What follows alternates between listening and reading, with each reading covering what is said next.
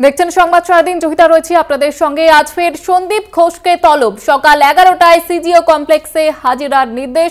আরজি করের প্রাক্তন অধ্যক্ষ সন্দীপ ঘোষ, তাকে আজকেও তলব করা হয়েছে এবং তিনি পৌঁছে গিয়েছেন সিজিও কমপ্লেক্সে। তৃতীয় দিনে হাজিরা দিলেন সন্দীপ ঘোষ। 10:30 নাগাদ সিজিও কমপ্লেক্সে তিনি ঢোকেন এবং গতকালও তাকে তলব করা হয়। 13 ঘন্টা ম্যারাথন জিজ্ঞাসাবাদ করা হয়, তারপর ছেড়ে দেওয়া হয় সন্দীপ ঘোষকে। আজকেও তাকে তলব করা হয়েছে এবং ইতিমধ্যেই তিনি 10:30 নাগাদ সিজিও কমপ্লেক্সে পৌঁছে গিয়েছেন।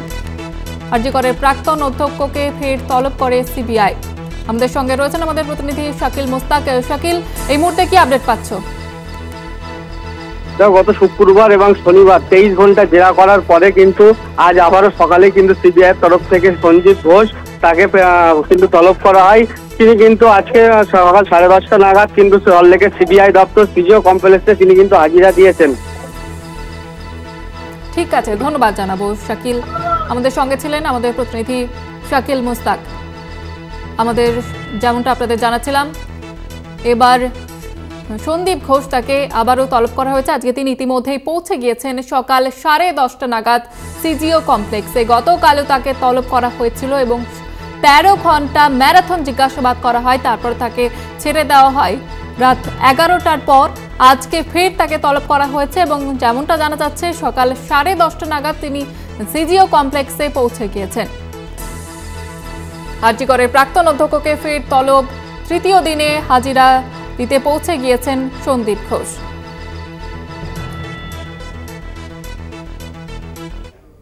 অন্যদিকে আরজি কর সংলগ্ন এলাকায় জমায়েতে না। 18 থেকে 24 আগস্ট পর্যন্ত 5 জনের বেশি জমায়েত নয়।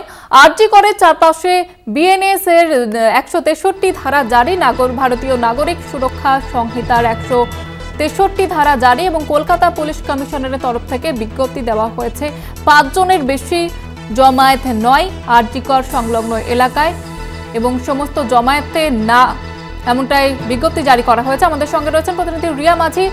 রিয়া, ঠিক কোন কোন বিষয়ের উপরে নিষেধাজ্ঞা জারি করা হয়েছে? দেখো, তোমাকে জানিয়ে রাখবো যে ইতিমধ্যেই যেটা দেখা যাচ্ছে যে গতকালকে কলকাতা পুলিশের তরফ থেকে একটি নোটিশ দেওয়া হয়েছে এবং সেই নোটিশে মেনশন করা হয়েছে যে যাতে এই আরজি কর চত্বর, মূলত বেলগাছিয়া থেকে শ্যামবাজার 5 বাতার এই চত্বরটা, সেই চত্বরে যাতে কোনো জমায়েত না হয়, 5 জনের বেশি যাতে জমায়েত না করে, সেই বিষয়টা কিন্তু মূলত এই নোটিশে উল্লেখ রয়েছে, যেটা আমরা এর আগে 144 সিআরপিসি বলতাম, যেটা এখন পিএনএস আসার পর, পিএনএসএস আসার পর সেটা চেঞ্জ হয়ে গেছে ধারাটা। তোমাকে জানিয়ে রাখবো যে 163 এই ধারা কিন্তু ইমপ্লিমেন্ট করা হয়েছে কলকাতা পুলিশের তরফ থেকে এবং 18 তারিখ থেকে, অর্থাৎ আজকে থেকে 24 তারিখ, 7 দিনের জন্য এই ধারা ইমপ্লিমেন্ট করা হতো। এই ধারার মধ্যে যেমনটা উল্লেখ রয়েছে যে 5 জনের বেশি জমায়েত করতে পারবে না এবং এই যে লাঠি হাতে যে কোনো ওয়েপন সেগুলো নিয়ে কিন্তু রাস্তায় বেরোতে পারবে না এবং মূলত আরজি কর চত্বরে, কারণ এটা নিয়ে কিন্তু অলরেডি রিউমার হতে শুরু হয়েছে যে গোটা শহর জুড়ে, একদমই সেটা নয়, শুধুমাত্র আরজি কর চত্বরে আরজি করকে সেফ অ্যান্ড সিকিউর রাখার জন্য এই সিদ্ধান্ত কলকাতা পুলিশের বলে তারা দাবি করছেন। এবং এই শুধু আরজি কর চত্বর, অর্থাৎ আরজি করে যেই জায়গাটা দিয়ে ক্রস করে যেতে হয় বা বেলগাছিয়া থেকে এই শ্যামবাজার আসার যে রাস্তাটা এবং যেখানে আরজি করটা পড়ছে, ঠিক সেই জায়গাতেই কিন্তু এই 163 ইমপ্লিমেন্ট করা হয়েছে। 7 দিনের জন্য ইমপ্লিমেন্ট করা হয়েছে। যদি মনে হয় সেক্ষেত্রে কিন্তু কলকাতা পুলিশ এই যে টাইম বা সময়সীমা, এটা কিন্তু আরো বাড়াতে পারে বলেও জানা যাচ্ছে পুলিশ সূত্রে। বেশ, তুমি আমাদের সঙ্গে থাকো রিয়া। যেমনটা রিয়া জানাচ্ছিল যে আরজি কর সংলগ্ন জায়গায় 5 জনের বেশি জমায়েত করা যাবে না, বিজ্ঞপ্তি জারি করে জানানো হয়েছে পুলিশ কমিশনারের তরফ থেকে।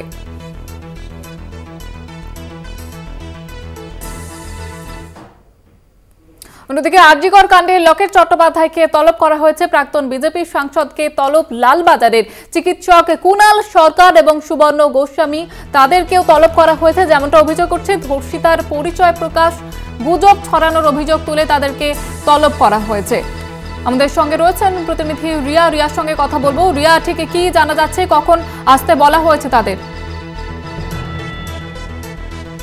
দেখো, তোমাকে জানিয়ে রাখবো যে আজকে 3টের সময় তাদেরকে তলব করানো হয়েছে। সুবর্ণ গোস্বামী ডক্টর এবং ডক্টর কুণাল সরকার, একই সঙ্গে লকেট চট্টোপাধ্যায়।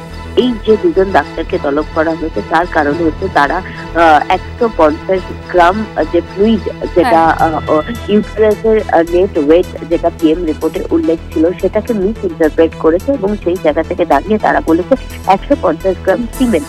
এই যে বিষয়টা, এবং যেটা তদন্তকারী আধিকারিকরা বলছেন যে খালি চোখে এই ফ্লুইডে সিমেন্ট মিশে আছে কিনা সেটা কিন্তু বোঝা যায় না যতক্ষণ না ল্যাবরেটরি টেস্ট হয়ে আসছে, এবং সেটাকে যে মিস ইন্টারপ্রেট এবং সেখান থেকে দাঁড়িয়ে বলা হয়েছে যে এখানে একজন নয় একাধিক জন গ্যাং রেপ, সেটা সুবর্ণ গোস্বামী বা কুণাল সরকার এরা জানলো কি করে? খালি চোখে দেখে তো এই বিষয়টা বোঝা যায় না। আর তারা শুধুমাত্র পিএম রিপোর্ট দেখেছে, পিএম রিপোর্টে মিস ইন্টারপ্রেট করেছে পিএম রিপোর্টকে, সেই কারণের জন্য এই দুজনকে তলব করা হয়েছে, দুই ডাক্তারকে। এবং পাশাপাশি তোমাকে জানিয়ে রাখবো, লকেট চট্টোপাধ্যায় তাকে তলব করা হয়েছে কারণ তিনি তার এক্স হ্যান্ডেলে যে ভিকটিম রয়েছে সেই ভিকটিমের নাম উল্লেখ করেছে, তার আইডেন্টিটি ডিসক্লোজ করেছে সোশ্যাল মিডিয়াতে। এই কারণের জন্য এই তিনজনকে তলব করা হয়েছে, যার মধ্যে কুণাল সরকার তিনি ইতিমধ্যেই নোটিশ পাওয়ার পর পুলিশকে রিপ্লাই করেছে যে তিনি শিলিগুড়িতে আছেন, তিনি আসতে পারবেন না, তিনি আগামীকাল আসবেন বলে এমনটাই তিনি ইমেল করে জানিয়েছে পুলিশকে। বেশ ধন্যবাদ জানাবো রিয়া। আমাদের সঙ্গে ছিলেন প্রতিনিধি রিয়া মাঝি। যেমনটা জানাচ্ছিলাম, আরজিকর সংলগ্ন এলাকায় যেমন জমায়েতে না করা হয়েছে, অন্যদিকে এবার লকেট চট্টোপাধ্যায় তাকে তলব করা হয়েছে লালবাজারের তরফ থেকে, যেমনটা অভিযোগ উঠছে যে ধর্ষিতার পরিচয় প্রকাশ, গুজব ছড়ানো একাধিক অভিযোগে এবার লালবাজারের তরফ থেকে তলব করা হয়েছে।